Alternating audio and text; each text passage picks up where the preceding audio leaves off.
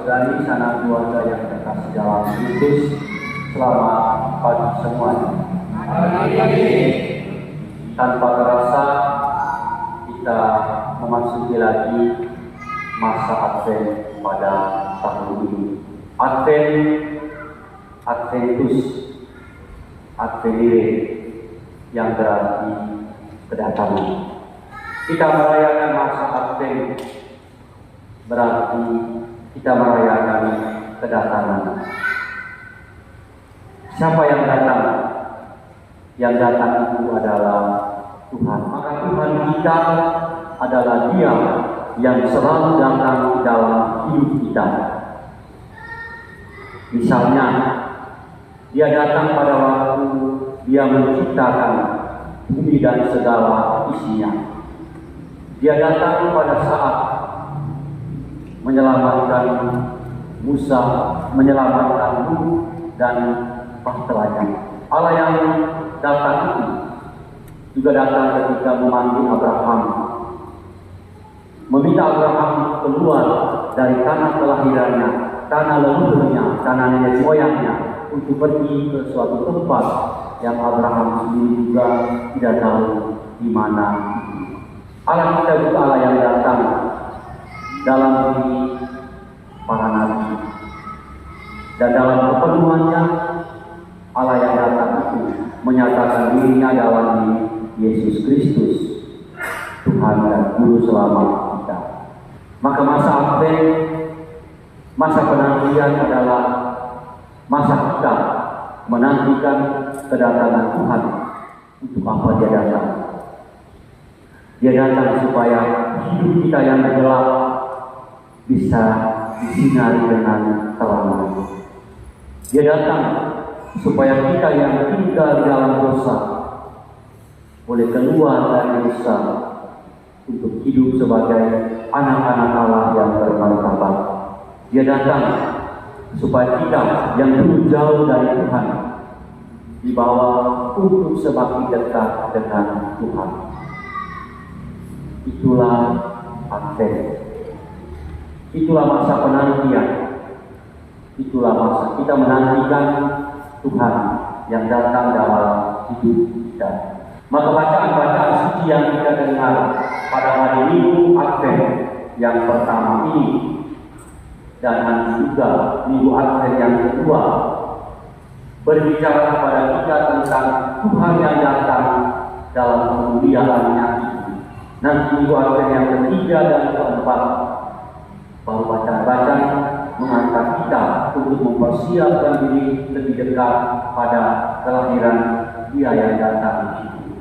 Kalau masa penantian akan kedatangan Tuhan adalah masa di mana kita mau memperbaharui hidup kita. Kita mau mengubah hidup yang lama menjadi hidup yang baru. Maka ketiga bacaan suci hari ini menegaskan kita bagaimana kita harus berubah. Nabi Yesaya dalam bacaan yang pertama mengajak kita semua untuk mengubah pedang menjadi mata baja. Artinya apa? Kita mengubah sifat kita dari sesuatu yang mungkin selama ini untuk menyakitkan orang. Kita mengubah pola pikir, perilaku, tindakan kita yang mungkin selama ini membuat banyak orang tersakiti lewat kata-kata kita, lewat perbuatan kita, lewat tindakan kita. Kita ubah itu agar kata-kata kita menjadi berkat bagi banyak orang. Agar kata-kata kita membuat orang yang mendengarnya menjadi lebih beriman.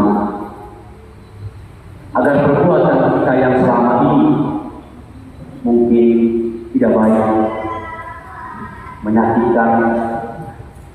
Kalau kita mau memperbaharui kita di masa Advent ini, maka tindakan-tindakan kita semuanya kita pakai untuk kebaikan diri kita dan kebaikan sesama kita. Kalau kita jalan dan kita hayati dengan sungguh-sungguh, maka Advent itu akan bermakna dalam hidup kita. Advent tidak akan bermakna kita memberkati corona Advent, kita menyalakan lilin Advent, tidak akan bermakna jika hidup kita tidak diterangi oleh cahaya Kristus. Maka kita berjuang di masa Advent ini. Kita bangkit dari hidup kita yang lama. Kita bangkit dari kejatuhan kita.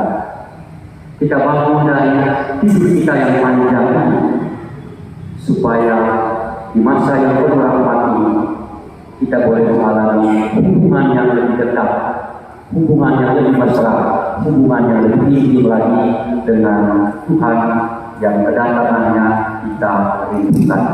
Kalau masa Advent adalah masa penantian akan kedatangan Tuhan dan membuat kita harus memperbaharui hidup kita, maka tinggalkan yang namanya iri hati, tinggalkan yang namanya dengki, tinggalkan yang namanya dendam, tinggalkan yang namanya mungkin punya rencana-rencana jahat untuk sesama.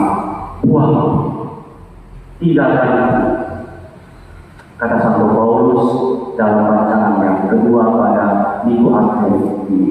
Kalau kita merayakan masa Advent, tapi hati kita masih penuh dengan dendam. Kalau kita merayakan Advent, tapi hati kita masih benci dengan orang lain.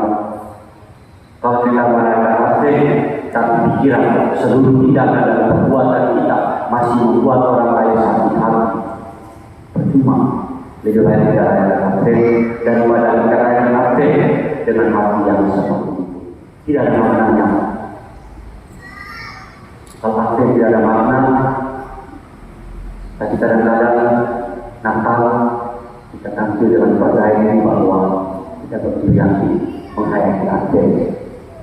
Padahal selama Advent jika perbuatan tindakan kita tidak menunjukkan ada pertobatan itu. Kalau kita tidak berubah, maka Yesus dengan keras bicara tentang hal ini dalam bacaan ini. Jangan sampai nasib kita seperti nasib orang-orang yang hidup di zaman Nuh. Begitu Nuh sibuk mempersiapkan bahtanya, karena dia tahu bahwa hari Tuhan itu akan datang dengan tiba-tiba dan dia tidak tahu kapan persisnya.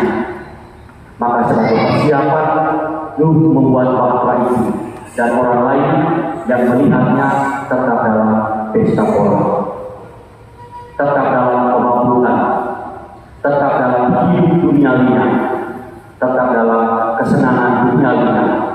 Maka ketika air bah datang dan Nuh bersama keluarganya selamat dalam bahtera, Yesus mengatakan kepada kita pada hari ini, jangan sampai nasib kita itu seperti orang-orang itu, karena kita tidak tahu kapan waktunya anak manusia itu datang. Tidak seorang pun tahu kapan persisnya. Maka hari ini dia mengatakan kepada kita, berjaga-jaga. Hari ini Yesus mengatakan kepada kita, bersiap-siaplah. Hari ini dia katakan kepada kita di Minggu Advent yang pertama, jangan terlalu sibuk kumpulkan kekayaan dunia. Penting untuk mengumpulkan kekayaan dunia, tapi jauh lebih penting mengumpulkan kekayaan surga. Penting kita membutuhkan yang jasmani, tapi jauh lebih penting kita membutuhkan yang rohani. Jangan sampai ketika hari Tuhan datang tiba-tiba, lalu bekal kita hanya bekal jasmani, tidak ada gunanya, tidak akan selamat, tidak akan dibawa juga semuanya. Yang dibawa itu hanyalah bekal rohani. Maka di Minggu Advent yang pertama, sekali lagi kita ingatkan, mari kita lebih lagi berusaha untuk mengumpulkan kekayaan rohani. Jasmani itu penting, seperti yang kita penting. Tadi itu menopang kehidupan jasmani kita. Tapi jauh lebih penting kita juga tetap berusaha untuk mengumpulkan yang rohani. Nah, yang menyelamatkan kita bukan yang jasmani, tapi yang menyelamatkan kita itu yang rohani. Nah, kita selama memasuki